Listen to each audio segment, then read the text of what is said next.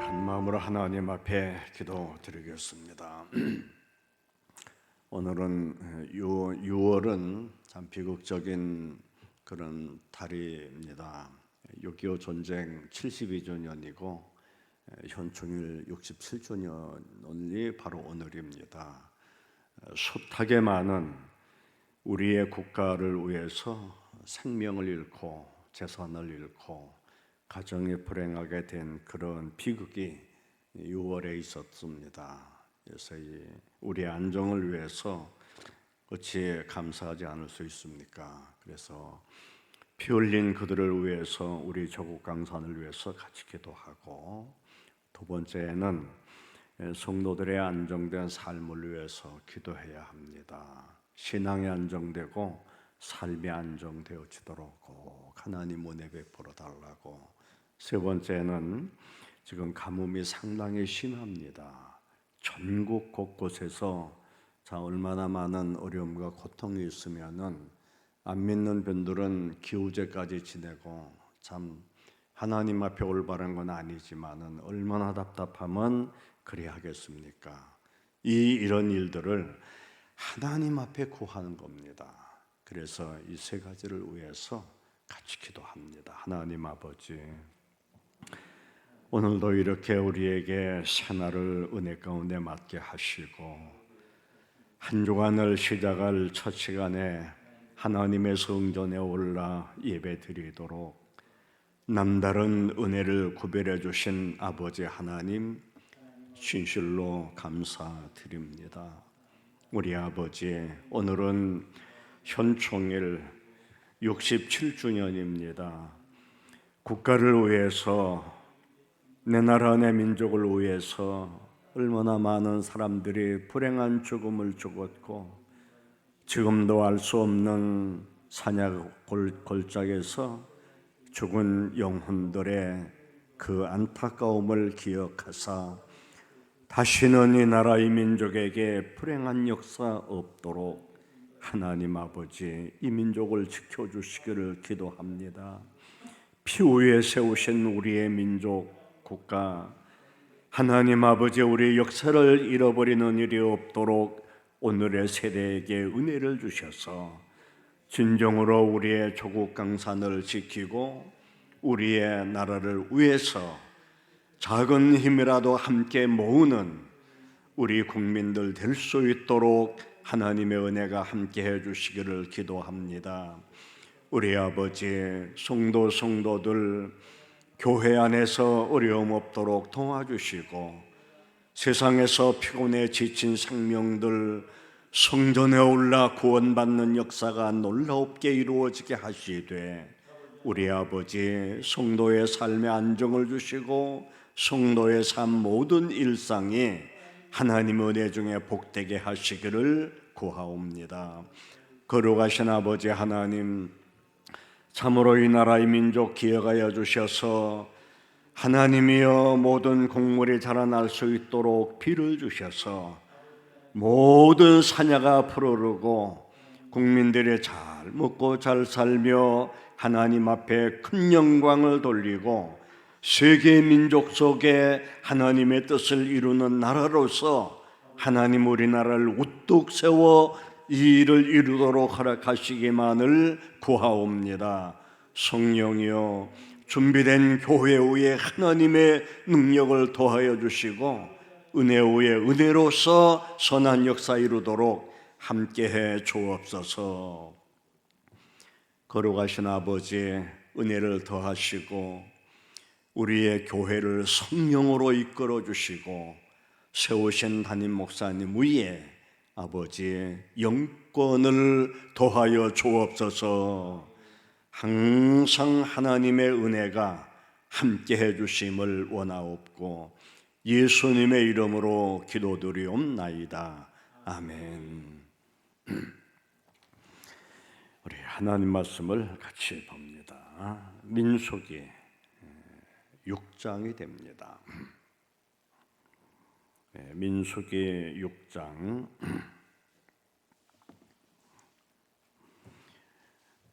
구약성서 204페이지 22절로 26절까지 우리 다 같이 읽습니다. 22절 여호와께서 모세에게 말씀하여 이르시되 아론과 그의 아들들에게 말하여 이르기를 너희는 이스라엘 자손을 위하여 이렇게 축복하여 이르되 여호와는 내게 복을 주시고 너를 지키시기를 원하며 여호와는 그의 얼굴을 내게 비추사 은혜 베푸시기를 원하며 여호와는 그 얼굴을 내게로 향하여 드사 평강 주시기를 원하노라 할지니라 하라. 아멘.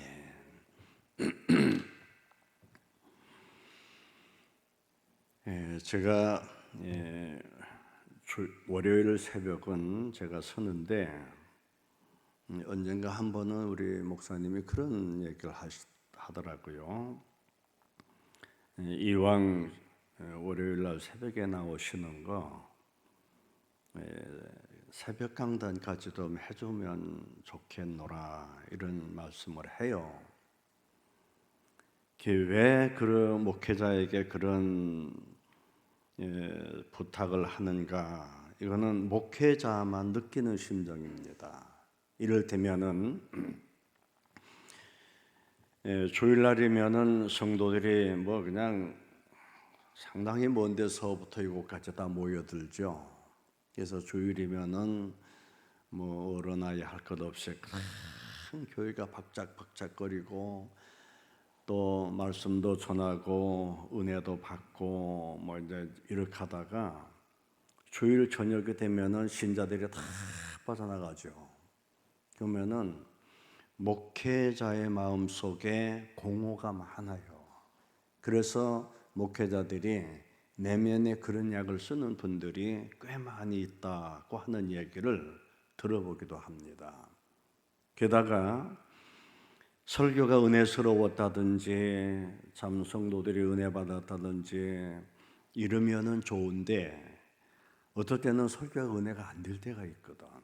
물론 역사는 하나님이 하시지만 목사 사람이 느낄 때 은혜가 안 됐을 때는 참 마음이 불편해요. 어딘가 모르게. 또한 나오셔야 될 분이 안 나오셨을 때는 눈동자는 왜 그쪽으로만 가는지 안 나온 쪽으로만 목회자에게 느끼는 겁니다. 뭐 이런저런 일로 인해서 그 공허 속에서 목사님도 그런 걸 느끼는구나. 그래서 그 마음이 빨리 회전시켜줘야 되거든요. 그래서 목사님의 그 마음을 제가 겪었던 거기 때문에 그거를 빨리 메꿔줘야 되는구나 싶어서 이제 제가 월요일 새벽을 하게 됐는데 문제는 나에게 있는 겁니다. 이제 예배 끝나고 이제 집에 가면서 집사람이 뭐라 그러냐면은 왜 설교가 기냐? 목사님은 짧게 하는데 담임 목사도 아닌데 왜 이렇게 길게 하냐? 새벽에 뭐 그냥 사람이 많이 왔다고 톤이 좀 높은 것 같냐? 뭐 찬송이 왜 느리냐? 이건 공박이 나한테 오는 거예요. 그래서 일찌감치 그만두라고 이제 그런 얘기예요. 그 소리를 지금 들은 지 꽤 오래됐는데 어떻든 저는 목사님의 입장을 더 많이 생각하는데 얼마나 더 해야 될지 모르겠지만 하여튼 그런 심정입니다. 나름대로 은혜 받으셨으면은 참 좋겠다는 그런 마음을 갖고 제가 이런 말씀을 드립니다. 오늘 이 본문의 말씀 참 은혜로운 말씀이죠. 하나님 누구 말씀입니까? 하나님의 말씀입니다. 하나님이 여호와는 그 얼굴을 내게로 향하여 드사 평강 주시기를 원하노라 라고 하셨어요. 여러분 세상에 살아보셨죠? 평강이 얼마나 중요합니까?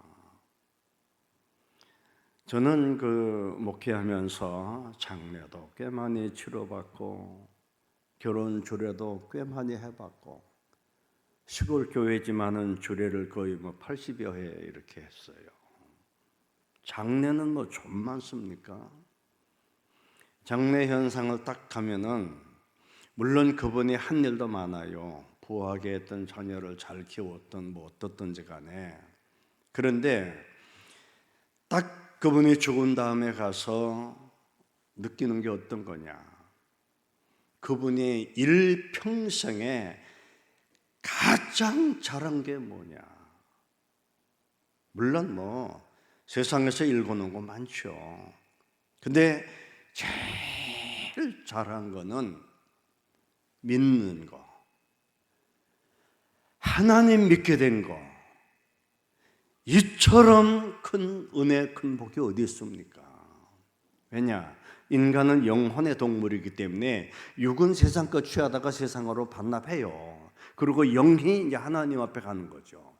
그때 하나님 믿는 자는 영원한 세계로, 안 믿는 분은 음부의 세계로 갈 때, 우리는 교회에서 이 은혜 받은 분, 하늘의 은혜를 받은 분들이에요.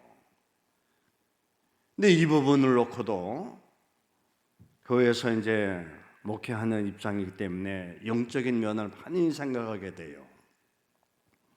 성도들이 교회에서 나가는 성도들이 있어요. 왜 그럴까? 참 이상해요. 세상에서 상처 있고 아프고 고통당한 분들이 교회 안에 들어와서 은혜 받고 치료받고 감사로 회복되어지고 하나님의 은혜 중에 사는 분들이 교회를 통해서 있습니다. 그런데 문제는 교회 안에서 문제가 일어날 때는 그 모든 것 버리고 밖으로 나가더라 이거야. 그런 사람들이 얼마나 많은지 몰라요. 그래서 교회에서는 세심한 부분까지 성도들이 어떤 아픔을 당했다, 무슨 상처를 입다, 뭐가 안 됐다 이런 것을 다 성경 말씀에서 그냥 뭐가 짜내듯이 그래서 말씀을 전해서 가르쳐서 성도들의 영혼을 세워나가는 겁니다. 이것이 교회가 해야 할 일이에요. 은혜 받은 분들은, 능력 받은 분들은 뛰어나갔다가도 은혜가 있고 감동이 있고 깨달음이 있기 때문에 들어와요. 그런데 그렇지 못한 분들은 나중에 그냥 교회에서 가난한 신자가 되고 마는 거죠. 그래서 이 목회자는 영적으로 들어가면 들어갈수록 목회자의 일이 어마어마하게 크다고 하는 걸 느낍니다. 우리 교회도 교회 안에서 문제가 일어나는 일이 없도록, 아픔이 없도록 이렇게 교회를 잘 영을 살려내는 그런 은혜가 임하도록 우리는 기도하고 담임 목사님이 더 훌륭한 목사님이 되어주도록 우리는 협력해야 할 분들이 성도들입니다. 또 한 가지는 우리 일상을 감사해야 됩니다. 평범한 일상. 일어나서 교회 나오고 일어나서 뭐 내 삶 주변에 움직이는 거, 이 일상이죠. 이 자체가 우리에게 주어진 복입니다. 제가 아는 어느 분은 병원에서 4일 동안 있었다가 퇴원해 했는데 궁금해서 물어봤어요. 아유, 고생 많았어요. 불과 며칠 전의 일이에요. 병원비 얼마나 나와서 그랬지. 그랬더니 4일 동안 입원하고 있었는데 병원비가 1,300만 원 나왔대요. 이거는 그 마지막 부분에서 이제 돈으로 지급된 얘기지만은 조그만 동네 병원에 가니까 큰 병원에 가보세요 라고 하니까 그때부터 이제 두려운 거죠. 가서 거기까지 찾아가서 의사 만나서 그냥 뭐 날짜 잡고 입원하고 있는 사람에게는 큰 돈이라고 볼 수 없겠지만은 어려운 사람에게는 어떤 것입니까? 그래서 우리는 일상, 내가 지금 내 몸뚱이로다가 여기 걸어왔다고 하는 것 자체만으로도 감사가 넘쳐나요. 무슨 욕심을 더 얼마나 갖겠어요. 우리는 다 버리고 내 지금 이 순간 하나님 앞에 나와서 예배드리고 있다라고 하는 것, 이 한 가지만으로 최고의 은총이라고 하는 것을 잊지 마시고 하나님 앞에 감사해야 합니다. 세 번째는 여기까지 살아온 것 감사해야 됩니다. 저는요 며칠 전에 오랜만에 우리 친구를 하나 만났어요. 궁금해서 누구는 어떻게 됐니? 누구는 어떻게 됐니? 걔는 지금 어디에 살아? 몇 가지를 물어봤더니 다 죽었어. 물론 뭐 죽었다고 하는 거 애석한 일이고 안타까운 일이지만은 어떻든 우리는 여기까지 살아왔다 이겁니다. 그래서 사무엘 선지자는 사무엘상 7장 12절에 에벤에셀이라고 하는 그런 말의 뜻이 나옵니다. 그 내용이 뭡니까? 바로 하나님이 함께 하시다, 여기까지 인도하셨다라는 거죠. 우리 사사로운 마음이 우리 심령을 병들게 하고 아프게 하고 내 얼굴색을 변하게 합니다. 그런 거 보지 말고 우리는 주님 봐야 돼요. 끝까지 하나님 앞에 나오는 성도가 이기는 자입니다. 끝까지 이기는 자, 그 반열에 서야 돼요. 성경에 등장하는 인물들 치고 고통, 고생, 억울한 그냥 사경을 넘지 않은 분들이 얼마나 있습니까? 다 극복한 분들이에요. 그래도 내가 여기까지 온 것, 이 모든 것 주님의 은혜라. 주님의 은혜. 설교 길게 했다고 가면서 또 말 들을 것 같아서 하나만 더 합니다. 앞으로 우리는 삶을 대비해야 합니다. 여러분, 세상이 얼마나 악합니까? 말도 못하죠. 세상이 악하고 영은 타락하고 영이 지금 얼마나 타락했는지 뭐에 뭔지 지금 구분도 못하는 이런 시대예요. 그러나 많이 깨어서 기도해 보면은 영으로 느낌이 전달이 돼요. 전달됐다고 해서 이것을 얘기하면은 깨어나지 못한 사람들에게 그 얘기하면은 어리석은 얘기밖에 안 들려요. 그래서 사도 바울 같은 분들도 삼층천에 올라갔지만은 그 얘기를 신자들한테 못했어요. 왜? 미친 사람 얘기 듣거든. 미친 사람 얘기밖에 안 돼요. 그러나 이것을 성도들이 은혜 받았을 때, 그때가 언제입니까? 무려 14년 후에 그때 그 얘기를 한 겁니다. 천에 올라갔던 거를. 오늘 우리들도 영이 있어야 은혜도 받고 영이 있어야 감동도 깨달음도 받고 영이 그만큼 건강해야 삶의 승리도 감사로 이끌어가게 되는 겁니다. 우리 성도님들 참 저는 두려움을 떨쳐버리지 못하는 것이 그 마음을 갖고 기도하는 부분들이 이제 여러 기도 부분 중에 한 부분이 끊이지 않는 부분이 바로 그런 부분인데 이 세상에서 어느 나라든지 양식 전쟁이 제일 무섭습니다. 성경에 보세요. 얼마나 먹을 게 없으면은 자식을 잡아서 삶아 먹어. 내 집에서 기르던 동물도 아니에요. 오늘은 내 자식 삶아 먹고 내일은 내 자식 삶아 먹고 그 종아리 하나 들고서 그걸 뜯을 때 그게 맛이 나겠습니까? 나 살겠다고 내 새끼 잡아먹는 거? 오늘 밥도 그냥 조금 손대다가 그냥 배불러다고 나 내버려. 옛날 어른들이 그런 말씀하셨어요. 사람은 누구든지 그에게 지급된 양식이 있다. 평생의 쌀 한 가마 먹고 죽을 것 같으면은 그 한 가마를 조금씩 이렇게 먹으면은 오래 살고 한꺼번에 다 먹으면 배 터져 죽어버려요. 우리네는 이 양식 전쟁, 하나님이여 나와 아울러 우리 가족 후손들, 우리 조국과 아울러 이 조국이라 하면 사람의 생각이 자꾸 떠올라가지고 그 사람의 이름이 아닙니다. 우리 국가를 얘기하는 겁니다. 이렇게 후손을 위해서 양식으로 인해서 고통받는 일 없고 죄짓지 않게 만들어 달라고 선조들이 기도해야 하는 겁니다. 선조들이 누굽니까? 우리들입니다, 지금. 그래서 기도해 보면은 우리에게 기도 분량이 계속 늘어나야 되는 이런 상황이에요. 근데 성도들이 기도 생활을 얼마나 합니까? 안타까워요. 그렇기 때문에 영적으로 자꾸 타락이 되는 겁니다. 육신의 편안함만, 육신의 쾌락, 즐거움만 위하여 발전되어지는 세상이죠. 어떻든 하나님은 우리에게 이렇게 말씀을 주고 계십니다.